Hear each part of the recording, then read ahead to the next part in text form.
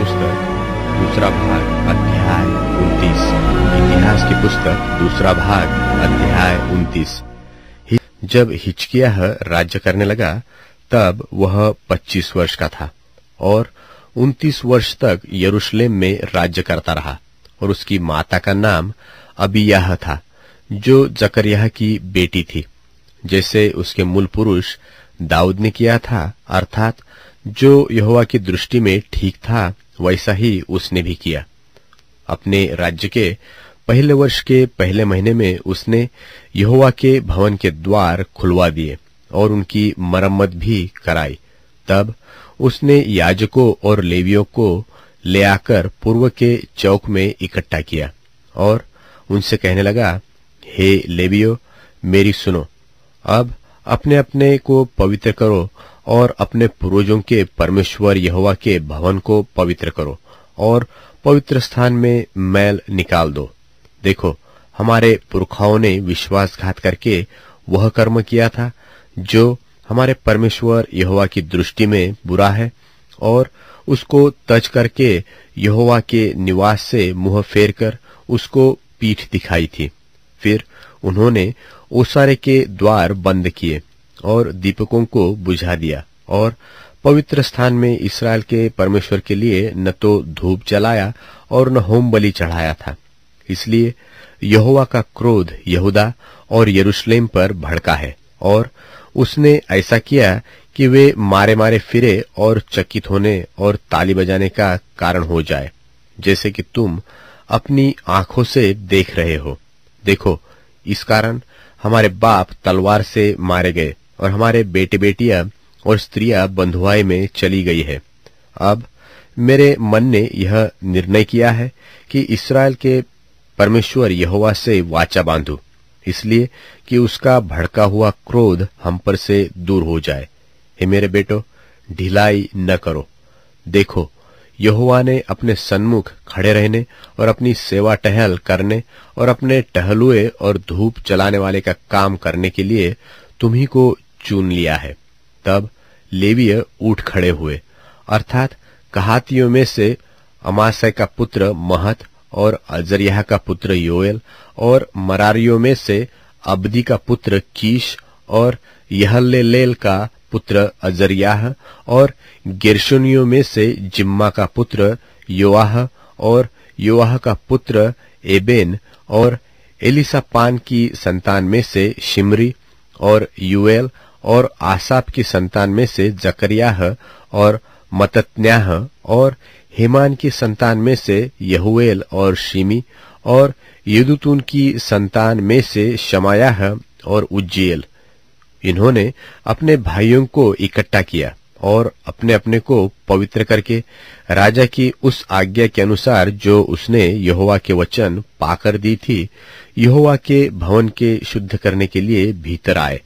तब याजक यहोवा के भवन के भीतरी भाग को शुद्ध करने के लिए उसमें जाकर यहोवा के मंदिर में जितनी अशुद्ध वस्तुएं मिली उन सबको निकालकर यहोवा के भवन के आंगन में ले गए, और लेवियों ने उन्हें उठाकर बाहर किद्रोन के नाले में पहुंचा दिया।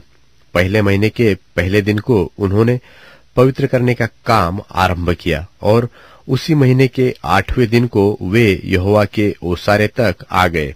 इस प्रकार उन्होंने यहोवा के भवन को 8 दिन में पवित्र किया, और पहले महीने के 16वें दिन को उन्होंने उस काम को पूरा किया।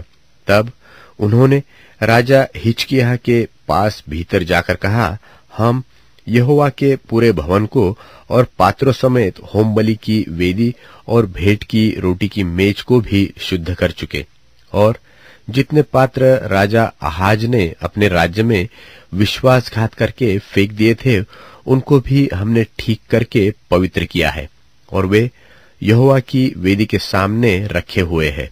तब राजा हिजकिय्याह सवेरे उठकर नगर के हाकिमों को इकट्ठा करके यहोवा के भवन को गया। तब वे राज्य और पवित्र स्थान और यहूदा के निमित्त 7 बछड़े, 7 मेंढे, 7 भेड़ के बच्चे और पाप बलि के लिए 7 बकरे ले आए, और उसने हारून की संतान के लेवियों को आज्ञा दी कि इन सबको यहोवा की वेदी पर चढ़ाए। तब उन्होंने बछड़े बलि किए और याजकों ने उनका लोहू लेकर वेदी पर छिड़क दिया। तब उन्होंने मेंढे बलि किए और उनका लोहू भी वेदी पर छिड़क दिया, और भेड़ के बच्चे बलि किए और उनका भी लोहू वेदी पर छिड़क दिया। तब वे पाप बलि के बकरों को राजा और मंडली के समीप ले आए और उन पर अपने हाथ रखे। तब याजकों ने उनको बलि करके उनका लोहू वेदी पर छिड़क कर पाप बलि किया, जिससे सारे इस्राएल के लिए प्रायश्चित किया जाए, क्योंकि राजा ने सारे इस्राएल के लिए होम बलि और पाप बलि किए जाने की आज्ञा दी थी।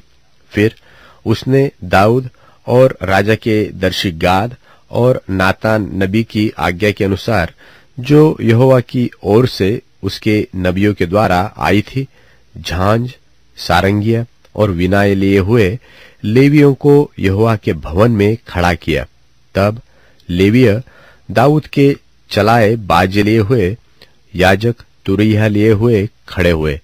तब हिजकिय्याह ने वेदी पर होम बलि चढ़ाने की आज्ञा दी, और जब होम बलि चढ़ने लगी तब यहोवा का गीत आरंभ हुआ, और तुरैया और इस्राएल के राजा दाऊद के बाजे बजने लगे, और मंडली के सब लोग दंडवत करते और गाने वाले गाते और तुरही फूंकने वाले फूंकते रहे।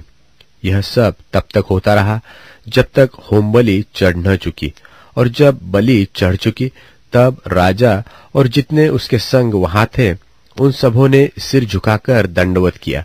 और राजा हिजकिय्याह और हाकिमों ने लेवियों को आज्ञा दी कि दाऊद और आसाफ दर्शी के भजन गाकर यहोवा की स्तुति करे, और उन्होंने आनंद के साथ स्तुति की और सिर नवाकर दंडवत किया।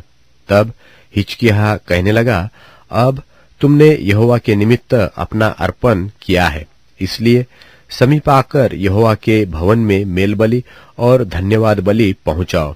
तब मंडली के लोगों ने मेल बलि और धन्यवाद बलि पहुंचा दिया, और जितने अपनी इच्छा से देना चाहते थे उन्होंने भी होम बलि पहुंचाए। जो होम बलि पशु मंडली के लोग ले आए उनकी गिनती यह थी, 70 बैल, 100 मेंढे और 200 भेड़ के बच्चे। ये सब यहोवा के निमित्त होम बलि के काम में आए। और पवित्र किए हुए पशु 600 बैल और 3000 भेड़ बकरियां थी, परंतु याजक ऐसे थोड़े थे कि वे सब होम बलि पशुओं की खाले न उतार सके। तब उनके भाई लेवीय उस समय तक उनकी सहायता करते रहे जब तक वह काम निपट न गया, और याजकों ने अपने को पवित्र न किया, क्योंकि लेवीय अपने को पवित्र करने के लिए पवित्र याजकों से अधिक सीधे मन के थे। और फिर होम बलि पशु बहुत थे, और मेल बलि पशुओं की चर्बी भी बहुत थी, और एक एक होम बलि के साथ अर्घ भी देना पड़ा। यहोवा के भवन में की उपासना ठीक की गई। तब हिजकिय्याह और सारी प्रजा के लोग उस काम के कारण आनंदित हुए जो यहोवा ने अपनी प्रजा के लिए तैयार किया था, क्योंकि वह काम एकाएक हो गया था।